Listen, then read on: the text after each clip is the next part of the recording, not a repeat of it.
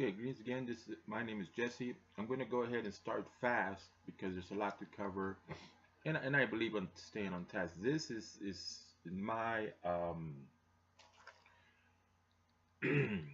dynamic of really anybody who goes to a public place and harms others. And the first thing I want to start before I go to my notes is there's a lot involved here, okay, and so much that I'm probably going to miss some things.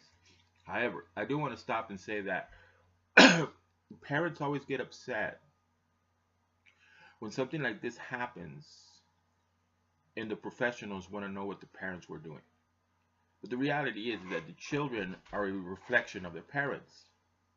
So when you have murderers and rapists and terrorists and people who go to malls and schools and shoot things up, they're a reflection of the dynamic in the child and parent relationship. So the first thing I want to talk about is don't push your child away. Don't act like an irrational person. Don't yell at your kid. Teach your child. The most important element of child development is the emotional bond between parent and kid. That has to exist. And there's been debates, and I'm gonna land on the part of the debate where you must form a positive, good emotional relationship with your child. And the reason for that is because the child is going to start searching for that love. And the more that child doesn't find that love, the child is going to start to experience pain and suffering. And that's going to add stress to the child. And the stress will complicate the child's psychology throughout the child's life. Ranting and raving scares the child. It initiates defensive mechanisms. It makes the child withdraw from the parent. It makes the child scared of the parent. The child begins to develop anxiety. The child can develop depression. The child can develop depression and anxiety. And it's not the fault of the child that your adult life isn't what you want it to be. So I need to say that parents need to be parents to their children, and good parents, loving parents to their children. You know, parents who make children feel safe and loved and part of a cohesive family unit. Parents need to manage the discourse among siblings and make sure that older siblings are not picking on younger siblings. Okay, I'm going to leave it there. The other thing that I did not include in my notes is, and I always do, delirium. I'm going to look it up here just for just for a quick definition. Excuse me. And as I stated, delirium, an acutely disturbed state of mind that occurs in fever, intoxication, and other disorders, and is characterized by relentlessness, illusions, and incoherent thought and speech. When you have experienced serious amount of stress and you have created an alternate reality, you know you're wrong, and you know you're going to get caught. And that stress can lead to the psychosis. Again, an acutely disturbed state of mind. These people are disturbed in their state of mind. And it says it can occur due to fever, intoxication, and other disorders. And the disorder that, again, the more I talk, the more I cough. The disorders would be like borderline personality disorder in this issue, in the issue of individuals who are antisocial. Okay, so I wanted to include that. Now, the other thing that I wanted to include, dementia. And we think, you know, we think that old people suffer from dementia. Old people suffer from delirium.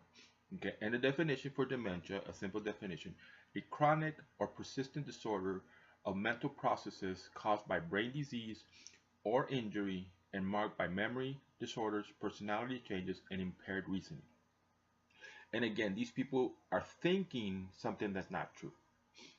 They'll pass you by and they'll look at you as somebody who's laughing at them, ridiculing them, rejecting them.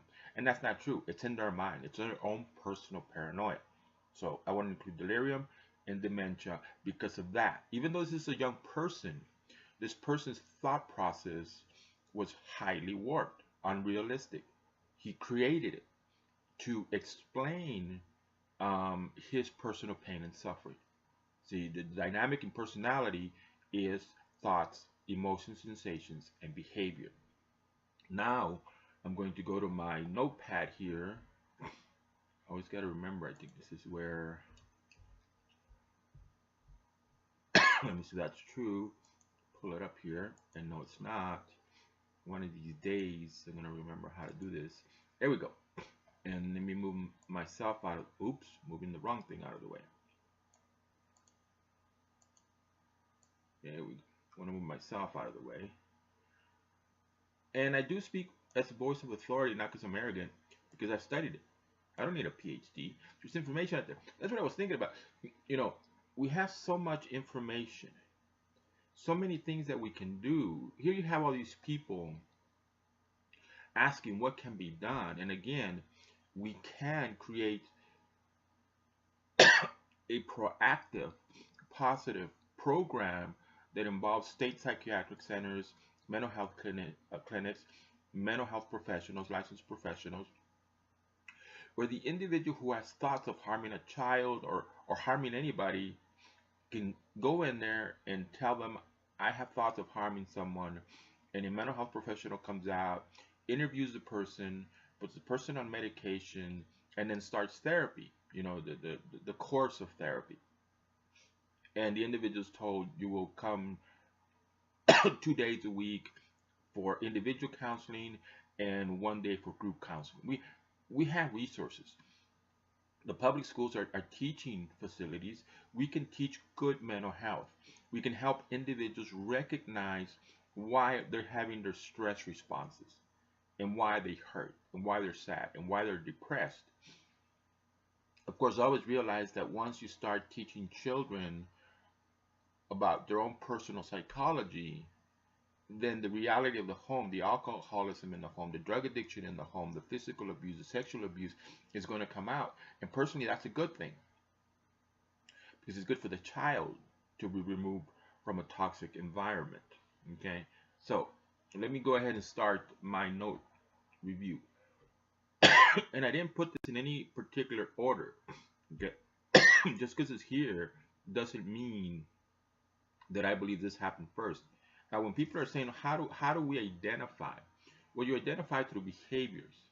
And these people are do experience law enforcement, commit crimes, usually charged with disorderly conduct, resisting arrest. And that, I guess, a lot of people are charged bad because police officers are just bad people.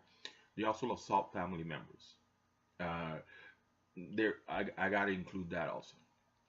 There was, and it probably still is, a psychological disorder called oppositional defiant disorder. You're always attacking persons in authority, and you're going to find that in these individuals. They're always fighting with principals, vice principals, teachers, security guards, coaches, people who want to stop their behavior. They're always fighting with them because they think that, it's a defensive mechanism. There's things going on that they don't want anybody to know. Okay, these individuals also end up in experiences with hospitals, clinics, mental health facilities. So when you're looking at is a person violent or not, you look at the criminal behavior and then their experience with mental health institutions, hospitals, stuff like that. Okay. I always got to remind myself drugs. There are drugs involved: marijuana, heroin, cocaine, you name it. And a person who is exposed, who exposes his or her body to drugs, is stressing out their brain, and stress will eventually result in psychosis and aggression. Okay, and it's the drugs, but it's also the fear of getting caught and the punishment that comes from it. Now, and I am going to run through them. I was watching a documentary yesterday, and the person's speech was able to keep people interested in what ordinarily would be a boring topic. So I'm going to speak at this tone and its speed. Now, beginning with thoughts, they have lost touch with reality. Other people are responsible for their pain in their mind. That's how they perceive it. That's how they think. And in reality, most people don't have anything to do with what is going on with them personally, their internal war, you know. And I'm gonna stop. Okay, so nobody accuses me of this being my opinion. Okay, psychosis is a symptom of featured or mental illness typically characterized by radical changes in personality, impaired functioning, and a distorted or non-existent sense of, correct that, objective reality. They're creating their own reality, and their own reality is in the reality that requires anger, because those people over there are responsible for what they're feeling in their mind. And if they're responsible, then they need to be harmed. And that's a defensive mechanism, it's a survival mechanism, and this is the fear paradigm. We're under attack, we believe we're under attack, and if we're under attack, we need to defend ourselves. And the way to defend ourselves is by attacking that which we believe is attacking us. Okay? And just a basic description of psychosis: patients suffering from psychosis have impaired or reality testing. That is, they are unable to, correct that, to distinguish personal subjective experience from the reality or the external world. They experience hallucinations and or delusions. Excuse me. Hallucinations can be in what they believe they're hearing, and also in what they believe they're seeing. And of course, delusions, false thoughts, okay, that they believe are real, and maybe have and communicate in an inappropriate and incoherent fashion. And a lot of times they do ramble when they talk. They think they know that they're saying something intelligent, but the person listening is nothing but babble. Okay? Psychosis may appear as a symptom of a number of mental disorders, including mood and personality disorders. Mood is emotion. It is also the defining feature of schizophrenia, schizophreniform disorders, schizoaffective disorder, and I'm not going to describe every single one of this. And I'll have to give the admonition that general schizophrenia doesn't have much here. Paranoid schizophrenia does suffer a lot. So continued delusions disorder and the psychotic disorders. Brief psychotic disorder, shared psychotic disorder, psychotic disorder due to a general medical condition, and a substance-induced psychotic disorder. Okay, it's a lot to correct, and I'm just going to move on. Now, what is the purpose of something like this? We say that there's no way of knowing, but that's wrong. Because all of this will lead to behavior. You'll be talking to somebody who is expressing irrational thoughts. You'll be talking to somebody who's expressing irrational thoughts of anger and violence. You'll be talking to somebody who's always defiant, oppositional, always arguing, always doing things wrong, encountering law enforcement, security, and or coaches, and needs to argue that they're correct and everybody else is wrong. Okay. Also, part of this, and again, this is a mind where all these elements are involved. Egomania. Egomaniac, a person who is obsessively egotistic or self-centered. They're always superior to everybody else. Always superior to everybody else. And doesn't matter what you say, if you're a surgeon talking about brain surgery, they'll try to correct you because they're smarter than you are. That's the dynamic that is involved in the other things that are involved, like dementia, delirium, and psychosis. Okay, they are occupied with them. It's all about them. Narcissists. So they are narcissists. Narcissistic personality disorder is characterized by a long-standing pattern of grandiosity, either in fantasy or actual behavior, an overwhelming need for admiration, and usually a complete lack of empathy towards others. They cannot they cannot feel the pain of the victims, but they're number one. They're it. Okay. Now this is all of this. This is why I sort of organized it this way, because all of this comes to a personality of borderline personality disorder, which is a mental illness marked by an ongoing pattern of varying moods, and that's the important part. There's pain and suffering, okay, and there's anger, because those people over there, they believe, have harmed them, okay. Uh, Self-image and behavior, marked by an ongoing pattern of varying moods, self-image, and behavior. These symptoms often result in impulsive actions and problems in relationships. People with borderline personality disorder may experience intense episodes of anger, depression, and anxiety that can last from a few hours or days. And let me correct here, you can have depression and anxiety together. It doesn't need to be two separate entities, okay? Now, symptoms of borderline personality disorder: episodes of anger, depression, and anxiety. And this is what's happening with these people. They're going up and down in moods, okay, from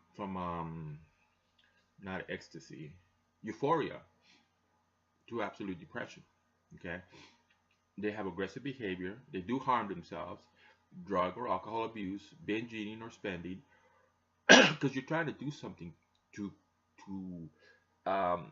pacify the pain and suffering that you feel, that internal struggle. Frequent changes in life goals, can't stick to anything, poor self-esteem.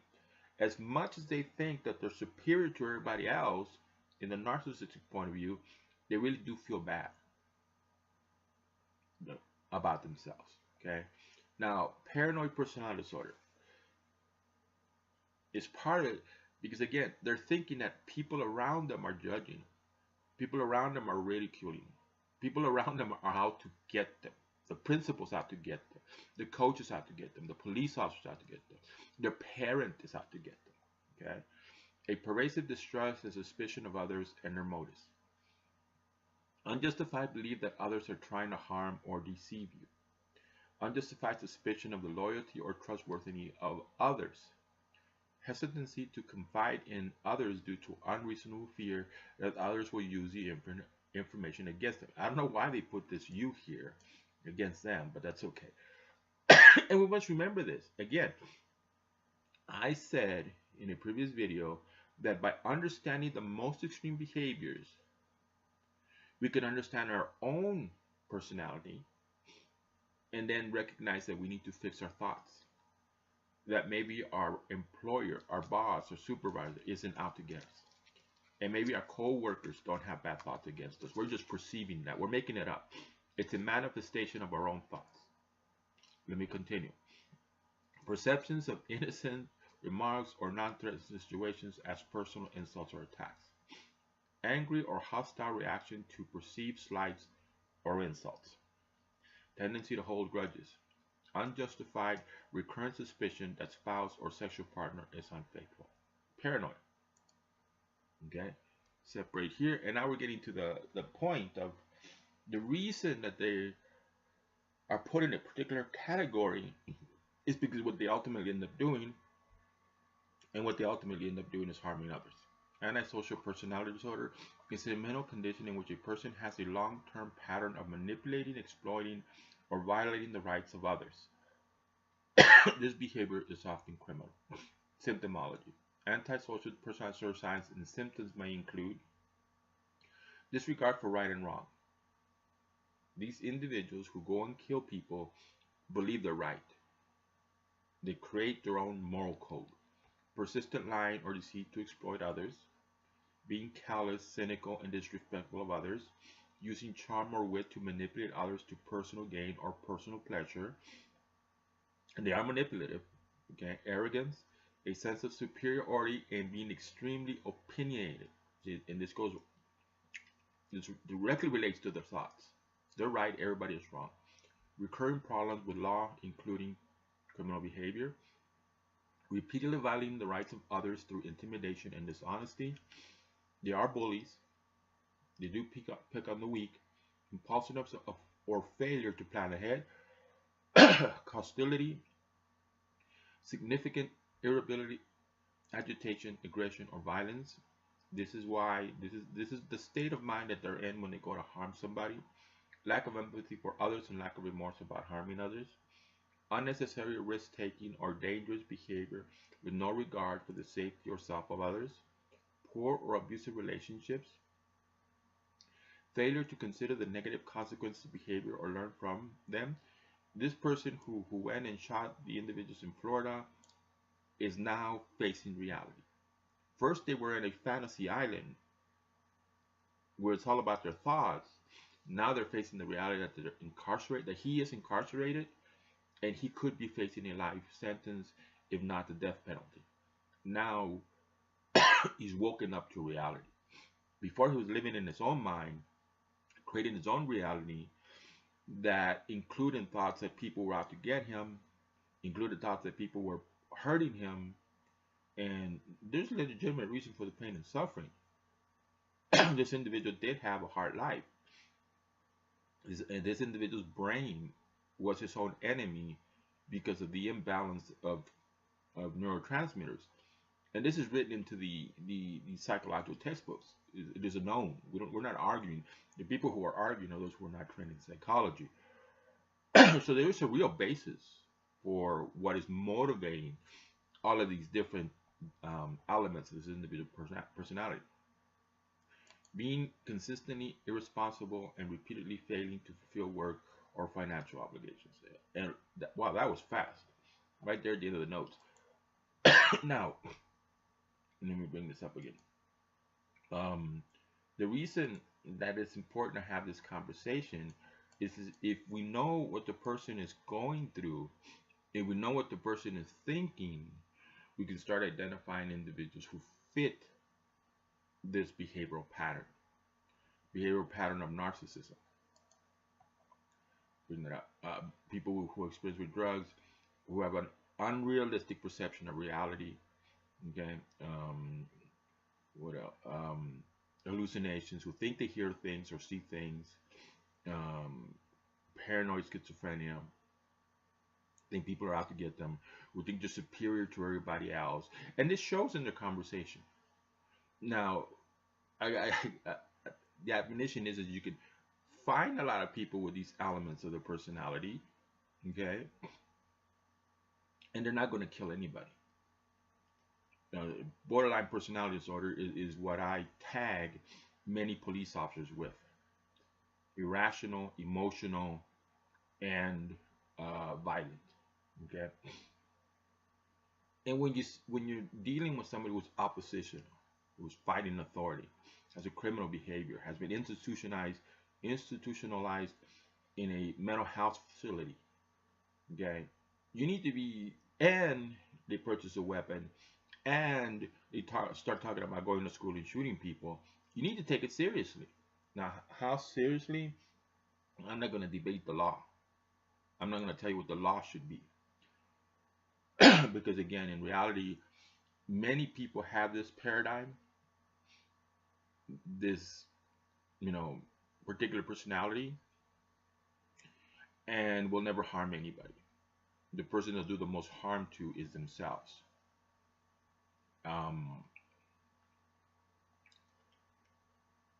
What should you do? One of the things is if you're in a relationship with a person who's narcissistic, egomaniacal, has paranoia, everything that I've labeled here, you want to get yourself away as far away as possible. And you want to tell others, this is to protect you. There are probably people in your life who manipulate you, who insult you, who try to get from you what they want by using many of these behaviors, by being a bully, by insulting you, by threatening you, okay? And they're very serious individuals. We had one school shooter, but all throughout America right now, there's murder and rape. So this is to identify a problem individual, person with dementia, delirium, narcissism, uh, egomania, borderline personality disorder, paranoid schizophrenia. All of these different elements contribute to a very volatile, emotionally volatile person who will be violent and who will be aggressive. And I've covered it. There's no reason to continue if you don't understand. I guess that's the admonition. If you don't understand a lot of this, you'll want to fight with it. But this is the science. This is what science tells us about people. And I have put it, I thought about it and meditated on it, and this is how I organized it. One of the most upsetting things is to be watching the news and listening to quote unquote PhD mental health experts start talking about stuff that really is not related. General schizophrenia is not related. Paranoid personality disorder is related. And I just corrected myself that some of the behaviors that you will see in generalized schizophrenia are evident here in borderline personality disorder, in psychotic personality disorder. And psychosis is losing touch with reality. Schizophrenics don't have a great perception of reality, but schizophrenics, have body movements, uh, repetitious rambling. They'll say the same thing over and over again. Um, Not tend to be localized, not moving around that much, and yes, they do have hallucinations, but they're not in the paradigm of borderline personality disorder, paranoid personality disorder, egomania, narcissism, um, you know, and everything else. Antisocial. Very few schizophrenics are out there punching people, buying weapons, and you could tell. I mean, if a schizophrenic person comes to your gun store and you sell them a long rifle, you should be ashamed of yourself because they're easily identifiable. You can just by interacting with them, you can see that something's wrong. But we don't judge people. We don't condemn people. We don't laugh and ridicule people. We want to have a healthy perspective, and that's why I said that we could form a positive, proactive mental health system where people can self-identify, get medication, and get treatment. We can also use the public schools as a teaching method to teach good mental health, to help people identify that war of emotions, that internal war of emotions, which we all have.